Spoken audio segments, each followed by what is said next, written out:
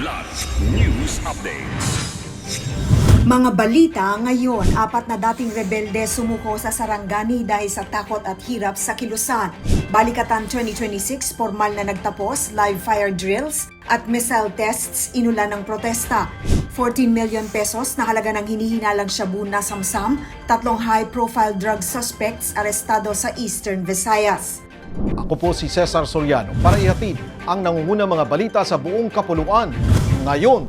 4 na miyembro ng New People's Army o NPA ang voluntaryong sumuko sa mga otoridad sa Sarangani Province matapos umanong mawala ng pag-asa sa armadong pakikibaka. Kinilala lamang sila sa mga alias na King, Jack at Alas na pawang residente ng Maasim at alias Mobil, isang menor de edad mula sa Kiamba. Ayon sa militar, sumuko ang mga dating rebelde sa Philippine Army 105th Infantry Battalion bago formal na ipinisenta ng 603rd Infantry Brigade sa mga lokal na opisyal noong Mayo 7, Huwebes. Inamin umano ng surrenderies na matinding takot, gutom, pagod at hirap sa loob ng kilusan ang nagtulak sa kanila upang magbalik loob sa pamahalaan. Tumanggap naman sila ng cash assistance at food aid sa ilalim ng ECLIP Reintegration Program.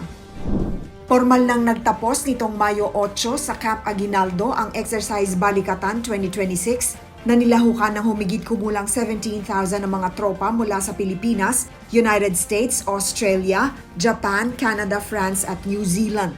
Sa closing ceremony, binigyang diinin ng National Defense Secretary Gilberto Chodoro Jr., AFP Chief of Staff General Romeo Bronner Jr. at US Indo-Pacific Command Admiral Samuel Paparo ang kahalagahan ng pagpapalakas ng defense capabilities at interoperability ng Allied Forces.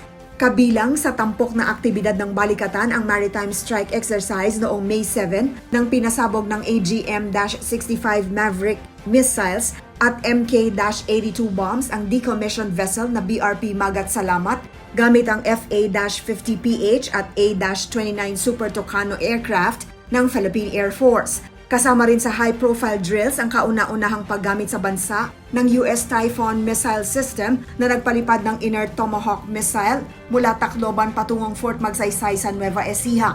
Samantala, umani naman ng protesta mula sa mga militanteng grupo ang live fire drills at paggamit ng advanced missile systems dahil sa umano'y banta nito sa soberanya at seguridad ng bansa.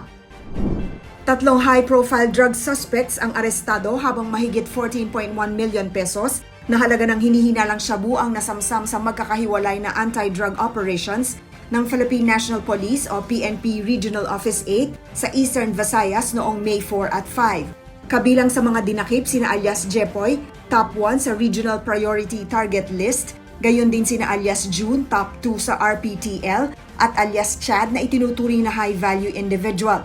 Sa operasyon sa Palo, nakumpiska kay Jepoy ang mahigit 1 kilo ng hinihinalang shabu na nagkakahalaga ng 6.97 million pesos. Samantala, higit 1 kilo rin ang hinihinalang shabu na tinatayang 7.17 million pesos ang nasamsam kina June at Chad sa Tacloban City.